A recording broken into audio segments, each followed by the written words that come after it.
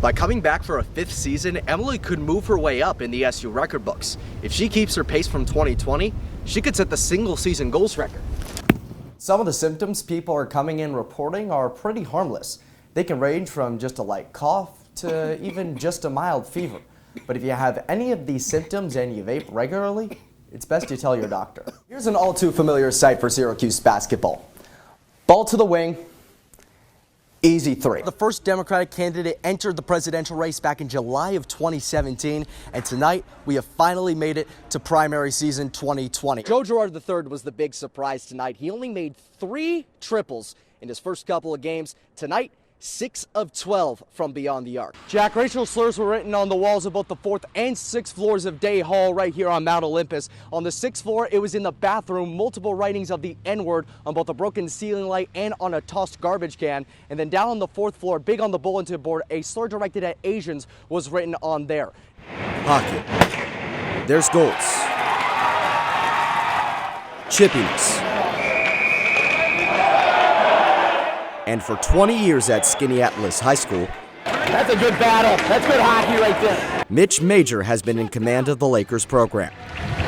Good job, buddy. Good work. Sit down. But Major has been around Skinny Atlas hockey much longer than that. That's my state championship year. That's myself in the front, and this is when we won the states in 1989. Major was a captain on that championship team. He continued his playing career at SUNY Geneseo. Once he graduated from there, though, the transition to coaching was rather unexpected. Well, I showed up down at the old rink just walking around, and a parent came up and said, "Hey, you should help out with the Pee Wee team." And I said, "Sure." He called me a few days later, and he said, "Congratulations, you're the head coach." And I was like, "Wait a second." I said I'd help out. Despite the shock, Major stuck with it. Once you gain the red line, don't make that pass right there. Just dump it in, and you'll be first guy in the puck, right? Because he's moving fast, right? He joined the high school staff as an assistant a couple years later.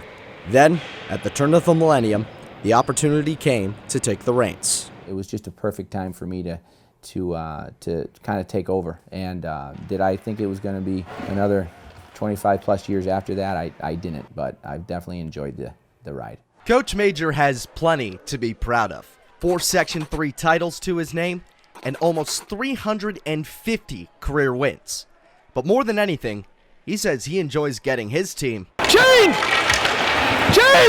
ready to take the ice. Come on in. Just hanging out with the guys. It's the highlight of my day. I want to make it the highlight of their day. Look at that guy. Man, he's cool. And no matter what kind of day that I've had, that we leave that at the door, we smile, we get together, and we just have fun and work hard every day. He may say he doesn't care about the titles, but another Section 3 crown and a little extra hardware never hurt anybody. Brandon Ross, NCC News. If you wanted to visit the Liverpool Public Library today, you would have been met with this. Don't try tomorrow either. Renovations are shutting people out all week. Now, even though the library itself is closed, the people who work there are still helping out the community. But instead of them doing it by stocking bookshelves, they're packing boxes with fruits, veggies, the whole 9 yards. Librarian Deanna McGregor says volunteer days like this are common and typically draw very well. And we come once a quarter, and some of our patrons come regularly with the library, but some of them actually come on their own as well now that they've made the connection here with the food bank. The success here highlights exactly what McGregor hopes for. It's a goal of our library to connect with the community, but also to connect community members with each other and organizations in the community. So we're so happy that we've built this relationship. But it's not all work boxing fruit. With all the community events, it begs the question, does a librarian's job really ever stop? We're on the go all the time. And they even have a van to prove it. Brandon Ross, NCC News.